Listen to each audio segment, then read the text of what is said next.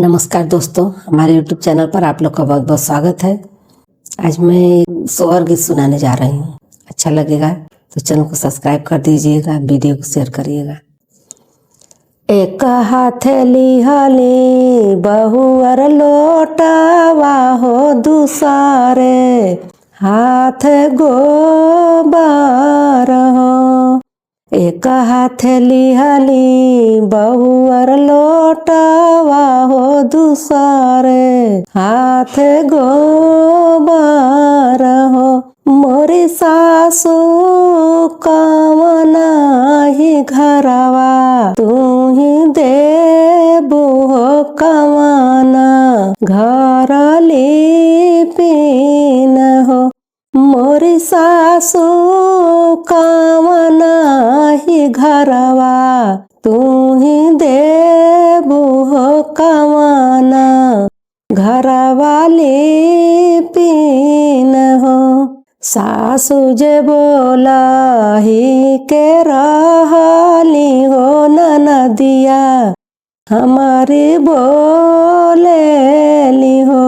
सासू जी बोला ही के रहली हो, ननदिया हमारी बोलेली हो। मोरिया माँ भाभी के बेटी या जनमिहा होत देदा, घर भूसावाला हो।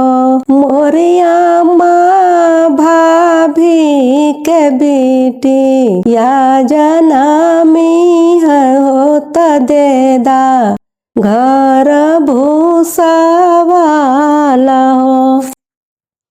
दुआर से आवे हमारे देवारू होता यामा से या राजा कर हो। दुआर से आवे हमारे देवारू होता यामा से या राजा कर हो। मोरिया माँ भाभी के बेटा वा जनमिहा होत देदा, घर भीतर हो। मोरिया माँ भाभी के बेटा वा जनमिहा होत देदा, घर भीतर हो। एक मास बीतल दूसरा मास आवा, रोती सारा मास हो।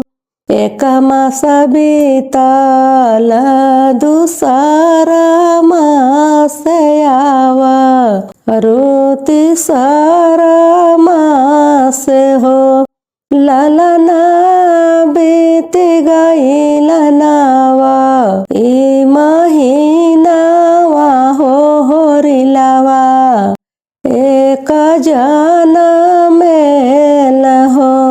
ललना बीत गई लनावा, ई महीनावा हो होरिलावा, एक जनमेल हो।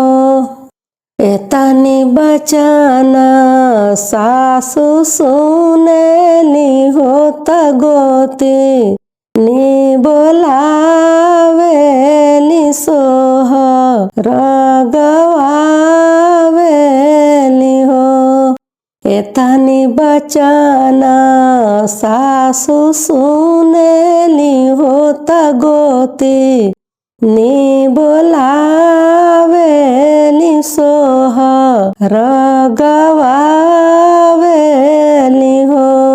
दुआर पर आवे बजनी हवा होत यौरी, नचनी हवा न हो। दुआर पर आवे बजनी हवा होत यौरी, नचनी हवा न हो।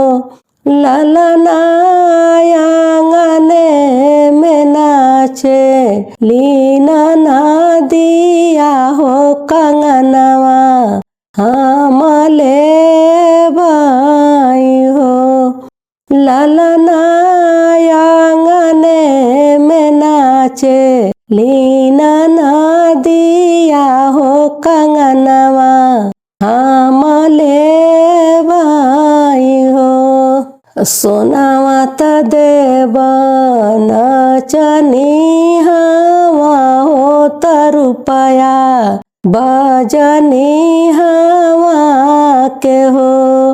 सोनावा त देव नचनी हवा हो त रुपया बजनी हवा देव हो।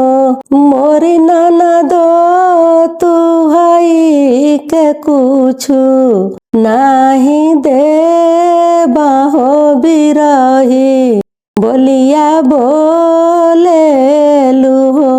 मोरी ननदो तू हके तकुछा उना देबा हो बिरही बोलिया बोले लू हो।